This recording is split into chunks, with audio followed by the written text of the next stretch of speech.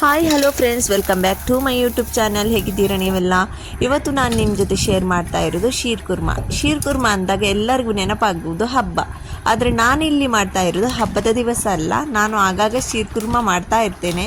ತುಂಬ ಈಸಿಯಾಗಿರುವಂಥ ಈ ಹೈದರಾಬಾದ್ ಸ್ಟೈಲಲ್ಲಿ ಶೀರ್ ಕುರ್ಮಾ ಮಾಡೋದು ಹೇಗೆ ಅಂತ ಇವತ್ತು ನಿಮ್ಮ ಜೊತೆ ಶೇರ್ ಮಾಡ್ತಾ ಇದ್ದೇನೆ. ಇಲ್ಲಿ ನಾನು ತಗೊಂಡಿದ್ದೇನೆ 3 ಲೀಟರ್ ಹಾಲು. 3 ಲೀಟರ್ ಹಾಲನ್ನು ಒಂದು ನೀಟಾದ ಪಾತ್ರೆಗೆ ಹಾಕೋಣ. ಎಲ್ಲವನ್ನು ಇದೇ ಥರ ಹೊಡೆದು ಹಾಕೋಣ. ನೋಡಿ, ಈ ಥರ ಎಲ್ಲ ಹಾಕಿದೆ ನಾನು. ಈಗ ಇದನ್ನು ಕುದಿಲಿಕ್ಕೋಸ್ಕರ ಇಡ್ತಾ ಇದ್ದೇನೆ. ಹಾಲು ಚೆನ್ನಾಗಿ ಕುದಿಬೇಕು. ನೋಡಿ, ಈ ಥರ ಅಲ್ಲೇ ಇರಬೇಕು. ಹಾಲನ್ನು ಕುದಿಲಿಕ್ಕೆ ಇಟ್ಟು ಅಲ್ಲಿ ಇಲ್ಲಿ ಅಂತ ಹೋಗಬೇಡಿ. ಪಟ್ಟ ಅಂತ ಬೇಗ ಕುದೀತದೆ. ಅದಕ್ಕೋಸ್ಕರ ನಾವು ಇಲ್ಲ ಅಂದರೆ ಇನ್ನೂ ಬೇಗ ಕುದೀತದೆ. ಇಲ್ಲಿ ಈಗ ಈ ಥರ ಸೇವಿಯ ಈ ಥರ ಹುಡಿ ಮಾಡೋಣ. ನಾನು ಈ ಥರ ಕುನಾಫಾಗೆ ಯೂಸ್ ಮಾಡ್ತೇವೆ ಆ ಥರದ ಸೇವಿಯ ತಗೊಂಡಿದ್ದೇನೆ. ನಿಮ್ಮ ಜೊತೆ ಈ ಸೇವಿಯ ಇಲ್ಲ ಅಂದರೆ ಇದೇ ಬೇಕಂತ ಇಲ್ಲ, ನೀವು ಯಾವುದು ಯೂಸ್ ಮಾಡ್ತೀರಿ ಅದನ್ನು ಮಾಡಿ. ಈಗ ಇಲ್ಲಿ ನಾನು ತಗೊಂಡಿದ್ದೇನೆ ಡ್ರೈ ಫ್ರೂಟ್ ಕಟ್ ಮಾಡಿದ್ದೇನೆ. ಡ್ರೈ ಫ್ರೂಟಲ್ಲಿ ನಾನು ತಗೊಂಡಿದ್ದು ಚಿರುಂಜಿ, ಬಾದಾಮ್, ಪಿಸ್ತಾ ಇಷ್ಟು. ಈ ಚಿರುಂಜಿ ಹಾಕೋದ್ರಿಂದ ತುಂಬ ಟೇಸ್ಟಿಯಾಗಿರ್ತದೆ ನಮ್ಮ ಶೀರ್ ಕುರ್ಮಾ. ಒಬ್ಬೊಬ್ಬರ ಮನೆಯಲ್ಲಿ ಅವೈಲೇಬಲ್ ಇರುವುದಿಲ್ಲ, ಇಲ್ಲ ಅಂದರೆ ಪರವಾಗಿಲ್ಲ. ನೀವು ಯಾವುದೆಲ್ಲ ಡ್ರೈ ಫ್ರೂಟ್ ಯೂಸ್ ಮಾಡ್ತೀರಾ ಅದನ್ನೇ ಹಾಕಿ. ಈಗ ಒಂದು ಪಾತ್ರೆಗೆ ತುಪ್ಪ ಹಾಕಿ ಈ ನಮ್ಮ ಸೇವಿಯವನ್ನು ಚೆನ್ನಾಗಿ ಫ್ರೈ ಮಾಡೋಣ. ಈ ಸೇವಿಯ ಚೆನ್ನಾಗಿ ಫ್ರೈ ಮಾಡ್ತಾ ಇದ್ದೇನೆ. ಅಂದರೆ ಇದನ್ನು ಕರಿದು ಹೋಗಬಾರ್ದು, ಚೆನ್ನಾಗಿ ಫ್ರೈ ಆಗಬೇಕು.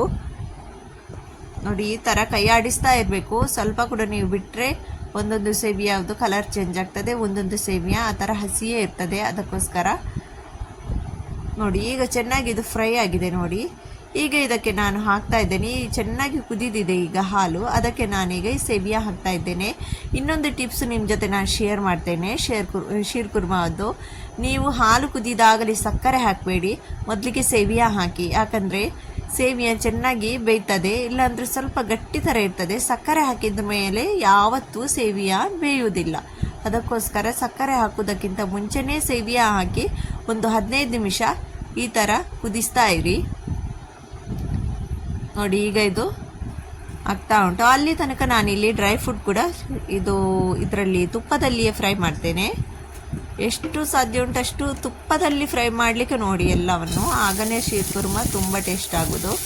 ಈಗ ಇದಕ್ಕೆಲ್ಲ ಡ್ರೈ ಫ್ರೂಟ್ ಹಾಕಿ ತುಪ್ಪದಲ್ಲಿ ಸ್ವಲ್ಪ ಕ್ರಿಸ್ಪಿ ಆಗೋ ತನಕ ಫ್ರೈ ಮಾಡ್ತೇನೆ. ನಾನು ಇದಕ್ಕೆ ದ್ರಾಕ್ಷಿ ಹಾಕ್ತಾ ಇಲ್ಲ. ನಮ್ಮ ಮನೆಯಲ್ಲಿ ಒಂದು ದಿವಸ ದ್ರಾಕ್ಷಿ ಹಾಕಿದಾಗ ಶೀರ್ ಕುರ್ಮಾ ಹಾಲೆಲ್ಲ ಒಡೆದು ಹೋಗಿತ್ತು. ಯಾಕಂದರೆ ಹುಳಿ ಇದ್ದ ಏನೋ ಗೊತ್ತಿಲ್ಲ, ಒಣ ದ್ರಾಕ್ಷಿ. ಆಮೇಲೆ ನಾನಂತೂ ದ್ರಾಕ್ಷಿ ಹಾಕೋದನ್ನೇ ಬಿಟ್ಟಿದ್ದೇನೆ. ಈಗ ನೋಡಿ, ಇದು ಚೆನ್ನಾಗಿ ಕುದಿದಿದೆ. ಇದರಲ್ಲಿ ಸೇವಿಯ ಕೂಡ ಚೆನ್ನಾಗಿ ಬೇಯ್ದಿದೆ. ಈಗ ಇದಕ್ಕೆ ನಾನು ಆ್ಯಡ್ ಮಾಡ್ತಾ ಇರೋದು ಸ್ಯಾಫ್ರೋನ್. ಇಲ್ಲಿ ಸ್ಯಾಫ್ರೋನ್ ಇರುವುದರಿಂದ ನಮ್ಮ ಮನೆಯಲ್ಲಿ ನಾನು ಯೂಸ್ ಮಾಡ್ತಾ ಇದ್ದೇನೆ.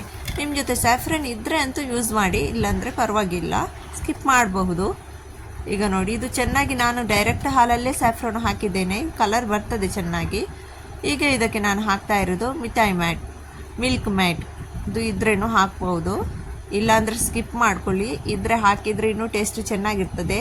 ಈ ಥರ ಮಿಲ್ಕ್ ಮ್ಯಾಟ್ ಇಲ್ಲ ಅಂದರೆ, ಸೋನ್ ಪಾಪಡಿ ಇಲ್ಲ ಅಂದರೆ ದೂದ್ ಪೇಡ ಬರ್ತದಲ್ವ, ಅದು ಹಾಕಿದರೆ ಕೂಡ ಟೇಸ್ಟ್ ಆಗ್ತದೆ. ಅದು ಇಲ್ಲಾಂದರೆ ಪರವಾಗಿಲ್ಲ, ಬರೀ ಸಕ್ಕರೆಯಲ್ಲಿ ಕೂಡ ಟೇಸ್ಟೇ ಆಗ್ತದೆ.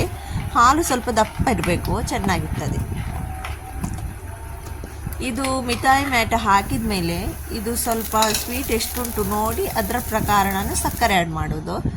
ಈಗ ನೋಡಿ, ಸಕ್ಕರೆ ನನಗೆ ಎಷ್ಟು ಬೇಕು ಸ್ವೀಟ್ ಅಷ್ಟು ನಾನು ಯೂಸ್ ಮಾಡ್ತಾ ಇದ್ದೇನೆ. ತುಂಬ ಈಸಿ ಫ್ರೆಂಡ್ಸ್. ಶೀರ್ ಕುರ್ಮಾ ಮಾಡಲಿಕ್ಕಂತೂ ಖಾಲಿ ಹಾಲನ್ನು ಮಾತ್ರ ಕುದಿಸ್ಲಿಕ್ಕೆ ಇಡುವುದೇ ಒಂದೇ ಕೆಲಸ.